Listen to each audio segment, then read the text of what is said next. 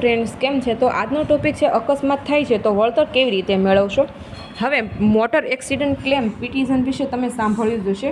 હવે જ્યારે અકસ્માત થાય છે તો વળતર મેળવવા માટે કોર્ટમાં દાવો પણ કરવામાં આવે છે. તો આમાં કયા કયા ડોક્યુમેન્ટ જોઈએ?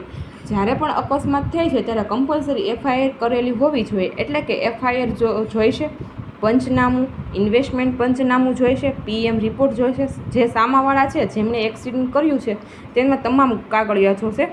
સામાવાળા ડ્રાઇવિંગ લાઇસન્સ, આરસી બુક, વીમો. જે મોટી ગાડી હોય તો તેમની પરમિટ જોશે, અરજદારનું Aadhaar card, bank book, PAN card, આ બધા ડોક્યુમેન્ટ જરૂરી છે.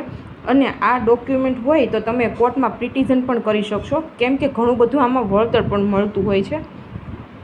હવે હું જણાવું કે આપણે ઇન્સ્યોરન્સ શેના માટે લઈએ છીએ, કે જ્યારે પણ આપણે કોઈ દુર્ઘટના થઈ છે કે કોઈ વ્યક્તિનું મૃત્યુ થઈ છે, જાણતા કે અજાણતા, આપણે જાણી જોઈને ભલે કરેલું નથી હોતું તો પણ આવા બધા જો ડોક્યુમેન્ટ હોય તો કોર્ટમાં ક્લેમ પણ કરી શકીએ છીએ. ઘણું બધું આમાં વળતર પણ મળી શકે છે. મોટાભાગના લોકોને ખબર હોતી નથી કે આમાં કેટલું વળતર મેળવવાનું છે અને કઈ જગ્યાએ ફરિયાદ કરવી જોઈએ.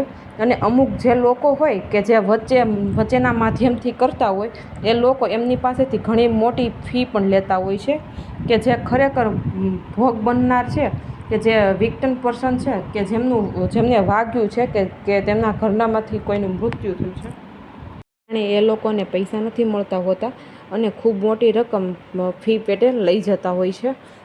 તો આવું પણ બનતું હોય છે.